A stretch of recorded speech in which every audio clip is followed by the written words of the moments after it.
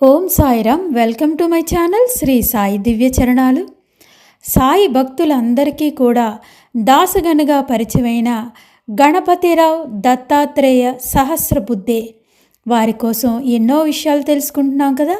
వారు రచించిన బాబాగారి స్తవన మంజరి, బాబాగారి మీద వారు రచించిన హారతి పాటలు అన్నీ తెలుసుకున్నాం. మరికొన్ని విషయాలు ఈ వీడియోలో తెలుసుకునే ప్రయత్నం చేద్దాం. బాబాతో దాసగన్ గారు ఎక్కువ సమయం గడిపేవారు కాదు.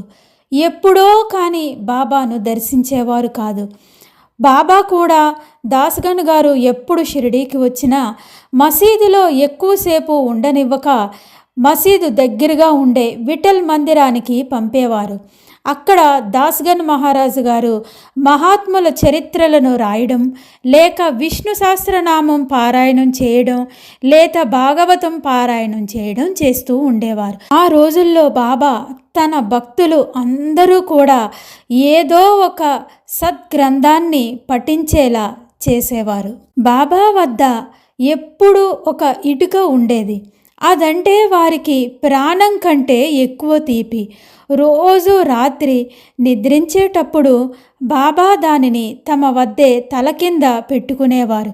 ఒకరోజు నానాసాహెబ్ చందోర్కర్ గారు దాన్ని చూసి ఆశ్చర్యపోయి నమస్కరించి బాబా గారిని ఇలా అడుగుతారు: బాబా, మీరు తల కింద ఆ ఇటుక పెట్టుకోవద్దు, నేనొక మంచి దిండును సమర్పించుకుంటాను అన్నారు.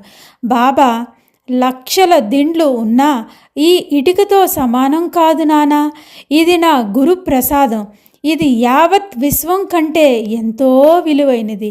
ఈ ఇటుకే నా ధ్యేయము, ధ్యానమును, నా ప్రాణమును కూడా కాపాడుతూ ఉంది. ఇది పగిలిపోతే నా శరీరం కూడా మరణించడం తథ్యం అన్నారు. దీనికి నా గురువు యొక్క పాదస్పర్శ ఉన్నది కనుక దీనిని నా తల క్రింద ఉంచుకుంటున్నాను. ప్రతిరోజు తెల్లవారిన దగ్గర నుండి మీరంతా వచ్చి నా పాదాల మీద పడుతూ ఉంటారు కదా. మీ నమస్కారాలన్నీ నేను నా గురువుకు సమర్పించుకుంటూ ఉన్నాను. ఈ విషయం జరిగినప్పుడు నానాసాహెబ్ చందోర్కర్ గారితో పాటు దాసగన్ మహారాజు గారు కూడా ఈ సంభాషణ అంతా కూడా వింటారు. మరొకసారి 1917 సంవత్సరంలో లోకమాన్య తిలక్ బాబాను దర్శించాక షిరిడీ సంస్థానంపై ప్రభుత్వం వారు దృష్టి పడింది. ఒక ఆఫీసర్ను షిరిడీకి పంపించి బాబాకు వచ్చే దక్షిణలపైన పన్ను విధించాలి అని అనుకుంటారు. కానీ బాబా ఆ దక్షిణ అంతా కూడా భక్తులకు పంచివేయడం చూసి నిత్యం ఆయన వద్ద డబ్బు తీసుకునే వారిపై పన్ను విధించేలా చూస్తారు ఆ రోజుల్లో బ్రిటిష్ ప్రభుత్వం వారు. కానీ దాసగన్ మహారాజు గారు ఇలా అనుకుంటారు: నాకు మహల్సాపతికి ఆ బాధ లేకుండా చూశారు బాబా. ఎందుకంటే ఎప్పుడు మహల్సాపతి గారికి, దాసగన్ మహారాజు గారికి ఎప్పుడు ఏ డబ్బు ఇచ్చేవారు కాదు. కాసుల కంటే కూడా ఎంతో విలువైన దైవభక్తిని దాసగన్ గారిలో కలిగించి దానిని ఎన్నో రీతిలో దృఢపరిచారు బాబా. ఒకప్పుడు బాబాకు స్థానిక ముస్లిములతో భేదం వచ్చింది. బాబా చర్యలు, భావాలు ఇస్లాంకు భిన్నంగా ఉండేవి. ఒకప్పుడు బడే బాబా మరికొందరు సాయిబాబాను తమతో కూడా గ్రామం వెలుపలకు వచ్చి ప్రార్థనలు చేయమని కోరారు. ఆయన మొదట సరే అన్నారు. కానీ చివరకు వాళ్లతో వెళ్ళటానికి నిరాకరించారు బాబా. ఇంకొకప్పుడు ముస్లింలు అందరూ కూడా మసీదులో నమాజు చేసుకున్నారు. ఆ సామూహిక ప్రార్థనలో కూడా వారితో బాబా కలవలేదు. మరొకసారి మొహరం అప్పుడు స్థానిక ముస్లిములు తాజియా తీసుకువచ్చి మసీదులో ఉంచారు. బాబా దానిని కొద్ది రోజులు ఉండనిచ్చి తర్వాత దానిని దునిలో పారవేశారు. మసీదులో శవం ఉంచడానికి వీలు లేదు అని బాబా అన్నారు. కేవలం ఆయన శక్తిని చూసి మాత్రమే ఆయనపై వారెట్టి చర్య తీసుకోలేదు. ఒక ముస్లిం ఒక పూలగుత్తిని తెచ్చి మసీదులో నింబారు మీద ఉంచడానికి బాబా అనుమతి కోరాడు. ఆయన అచట ఆలయంలో ఉన్న మారుతికి ఆ మాలను వేయమన్నారు. ఒక ముస్లింగా తానొక విగ్రహాన్ని పూజించలేనని అతడు అన్నాడు. అప్పుడు బాబా అల్లాహ్ కంటే హనుమంతుడు ఎంతో గొప్పవాడని, అర్థం వచ్చేలా తిట్టిపోశారు. అతడు ఆ పూలగొత్తిని తీసుకొని వెళ్ళిపోయాడు. ఇదంతా కూడా దాస్గన్ మహారాజు గారు మసీదులో ఉన్నప్పుడు జరిగిన సంఘటన. మళ్ళీ మరొకసారి వానజల్లు బాబా మీద పడుతూ ఉంటే పైన మారుతి విగ్రహం పక్కన కూర్చోమని ఒక భక్తుడు చెప్పాడు. బాబా అందుకు అంగీకరించక, భగవంతునికి సమానమైన స్థానంలో మనం ఎలా కూర్చుంటాం అన్నారు. అంతేకాకుండా తన భక్తులు ఎవరైనా కూడా పండరి వంటి పుణ్యక్షేత్రాలకు వెళ్ళడానికి అనుమతి అడిగితే బాబా వాళ్లను ఆశీర్వదించి పంపించేవారు. అంతేకాకుండా మసీదులో బాబా భక్తులు జ్ఞానాదేవ్, తుకారాం భక్తి పాటలను పాడుతూ ఉంటే హారతి పాటలను ఆయన శ్రద్ధగా కూర్చొని వింటూ నమస్కరించేవారు. కొన్ని విషయాలు దాస్గన్ మహారాజ్ గారు ఈ విధంగా రాసుకున్నారు వారి స్మృతులలో. బాబా మూర్తీభవించిన అద్వైతం తమ చుట్టూ ఎన్ని జరుగుతూ ఉన్నా ఆయన నిశ్చలంగా ఉండేవారు.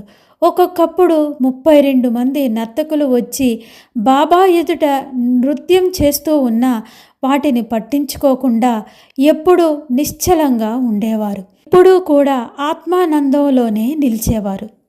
దాస్గన్ మహారాజు గారు సుమారు 50 సంవత్సరాల పాటు గొప్ప సామర్థ్యంతో కీర్తనలు, హరికథలు చేశారు.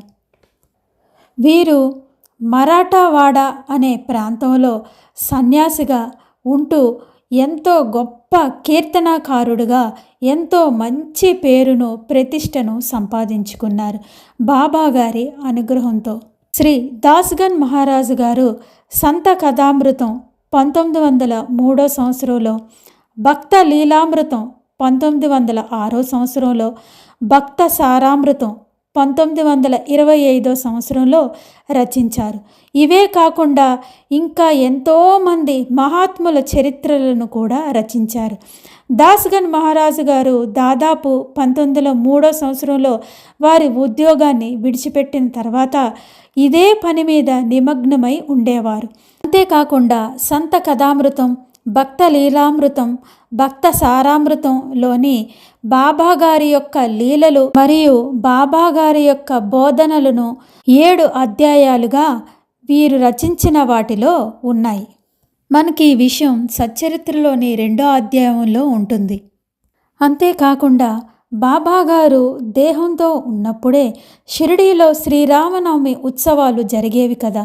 అప్పుడు శ్రీరామనవమి ఉత్సవాల్లోని హరికథ చెప్పడానికి ప్రతి సంవత్సరం హరిదాసు దొరకడం కష్టమైనప్పుడు బాబా 1914 సంవత్సరం నుంచి ఆ బాధ్యతను దాస్గన్ మహారాజు గారికి అప్పజెప్పారు. అప్పటి నుంచి ఇప్పటి వరకు కూడా దాస్గన్ మహారాజు గారి వారసులే ఈ పనిని కొనసాగిస్తూ ఉన్నారు. ఇప్పటికీ శ్రీరామనవమి ఉత్సవాలకి దాస్గన్ మహారాజు గారి శిష్యులే వచ్చి హరికథను చెప్తూ ఉన్నారు. ఇప్పటికీ కూడా అదే సాంప్రదాయాన్ని కొనసాగిస్తూ ఉన్నారు. అంతేకాకుండా 1916 సంవత్సరంలో బాబా షిరిడీలో ఒక వారం పాటు నామసప్తాహం మరియు కీర్తనలు చేసేలా దాస్గన్ మహారాజు గారిని నియమించారు. సాయిబాబా మంగళవారం 15 అక్టోబర్ 1918 సంవత్సరంలో వారు మహాసమాధి తీసుకున్న తర్వాత మరుసటి రోజు తెల్లవారుజామునే అంటే అక్టోబర్ 16, 1918 సంవత్సరంలో తెల్లవారుజామున పండరీపురంలో ఉన్న దాస్గన్ మహారాజు గారి కల్లో కనిపించి, ద్వారకామాయి కూలిపోయింది, నువ్వు త్వరగా వెళ్ళి నా శరీరాన్ని పూలుతో కప్పు అని అన్నారు. అప్పుడు వెంటనే దాస్గన్ మహారాజు గారు షిరిడీకి పరిగెత్తి బాబాగారు దేహానికి ఎన్నో పువ్వులు సమర్పించి హారతులు చేసి పండరీపురానికి తిరిగి వచ్చారు. మహారాష్ట్ర దేశం అంతటా కూడా శ్రీ దాస్గన్ మహారాజు గారు తరచూ ఎన్నో కీర్తనలు చేసేవారు.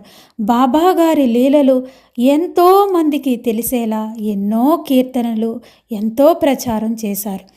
1948 సంవత్సరంలో కోయంబత్తూరులో జరిగిన అఖిల భారత సాయి భక్తుల సదస్సుకు దాస్గన్ మహారాజు గారు అధ్యక్షుడిగా వ్యవహరించారు.